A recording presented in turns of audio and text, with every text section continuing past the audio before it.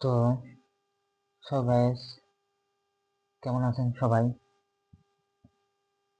আশা করি ভালো আছেন। তো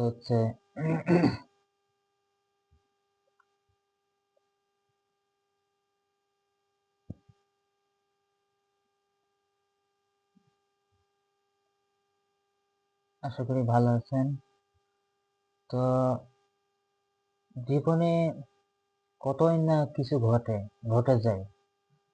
আজকে বর্তমান বিশ্বে যা কিছু ঘটছে সব অনৈতিক কাজ, যেগুলো ঘটতেছে, খুন, তারপর চাঁদাবাজি এবং হচ্ছে তো দুনিয়াতে এইসব কিছু ঘটতেছে। এখন জনগণের উপরেই বাংলাদেশটা নিরাপদ থাকবে। পুলিশ প্রশাসনের আমাদের আস্থা, তারা যদি চাঁদাবাজদের সাথে হাত মেলায় তাহলে কি দেশ ভালো থাকবে? সেনাবাহিনী যদি স্বৈরাচারের সাথে হাত মেলায় তাহলে কি দেশ ভালো থাকবে? তো কোনো মতেই ভালো থাকবে না।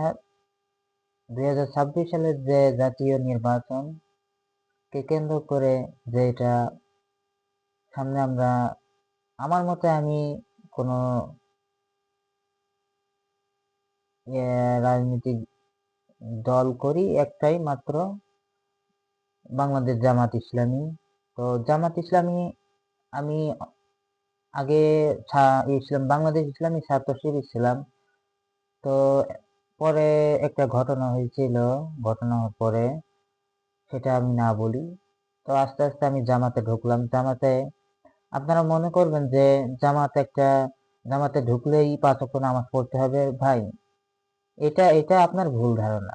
মুসলমান হিসেবে জন্মগ্রহণ করেছি, আর মুসলিম দেশ হিসেবে আমাদের 5 ওয়াক্ত নামাজ, রোজা, ইসলামের 5টি স্তম্ভ আমাদেরকে মেনে চলতেই হবে। আপনি আপনি কি করে বলতে পারলেন যে একজন ছাত্র, মানে একটা ভিডিওতে দেখলাম একটু আগে, তো একটা ছাত্র ছাত্রলীগ করে, সেই ছাত্রটা বলছে যে জামাত জামাতে দৌড়াতে হবে কেন? জামাত রাজনৈতিকে দৌড়াতে হবে কেন? জামাতে দলে গেলে পারে নামাজ পড়তে হবে, রোজা রাখতে হবে। রোজা রাখার কথা বলে নাই, নামাজ পড়তে হবে। কেন রে ভাই? এটা কি জন্য বলতে পারলি?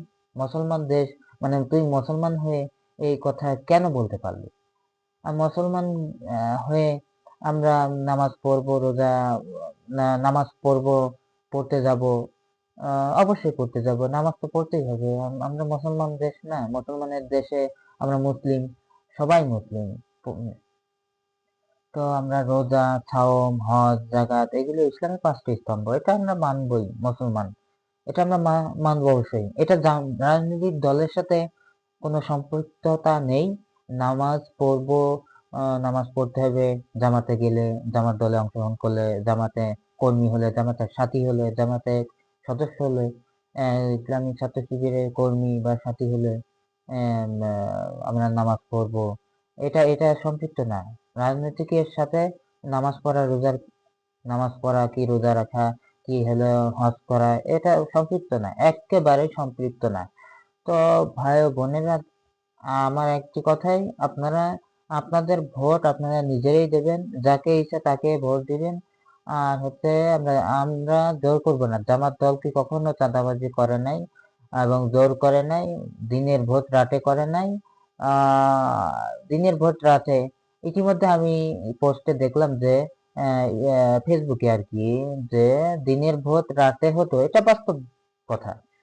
জোর করে ভোট আদায় করে নিত মানুষের কাছ থেকে, অসহায় মানুষের কাছ থেকে।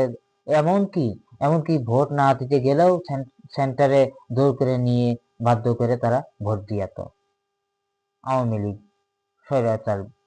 তো এমনকি আরো একটা নিউজ দেখলাম ফেসবুকে। তো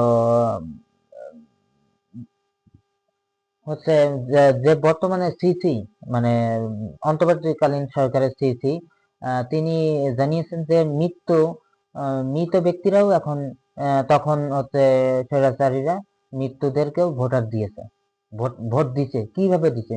তারা তো মরে গেছে, তারা তারা কিভাবে ভোট দিলে? তারা কখনো ভোট দিতে পারবে না। মৃত ব্যক্তি কখনো জ্যান্ত হতে পারে না, জ্যান্ত হয়ে মাটি থেকে উঠে আসতে পারে না। তাহলে কিভাবে 4 লাখ ভোট মৃত ব্যক্তি, 4 লাখ ভোট কিভাবে দিল মৃত ব্যক্তিরা?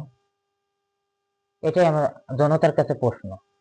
তাহলে আপনারাই বলেন, তাহলে বর্তমান ভবিষ্যৎ নিয়ে আপনারা ভাবুন। দেশকে একটা উন্নত দেশ, উন্নত নিরাপত্তা, উন্নত জীবন ব্যবস্থা, উন্নত কারিগরি প্রতিষ্ঠা আহ, আহ, হতে হবে, ইনশাল্লাহ হবে।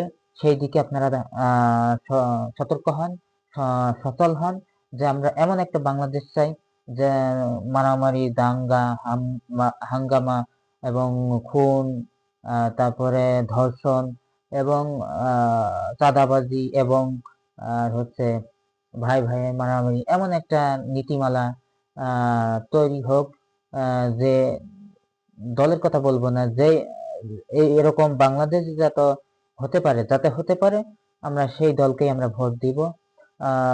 তো বাংলাদেশ জামাত ইসলামী এরকম কোনো অন্যায় করে নাই, আপনারা কোনোদিন পাবেনও না। আর যারা আমাদের মানে আমার বাংলাদেশ জামাত ইসলামী রাজনৈতিক দলের যে কিছু কিছু ভুয়া রিপোর্ট তৈরি করে, তো আমি আম, যতগুলো হচ্ছে যতগুলো যতগুলো ইউটিউব চ্যানেল বা মিডিয়া আছে, আমি মিডিয়া বা ইউটিউব চ্যানেলদেরকে বলবো, আপনারা জামাতের বিপক্ষে যেন না, কাটছাট করে আপনি ভিডিও করে ছাড়েন, ভুল ভিডিও কাট করে এডিট করে ছেড়ে দেন। এটা কিন্তু বিভ্রান্ত সৃষ্টি করছেন আপনারা।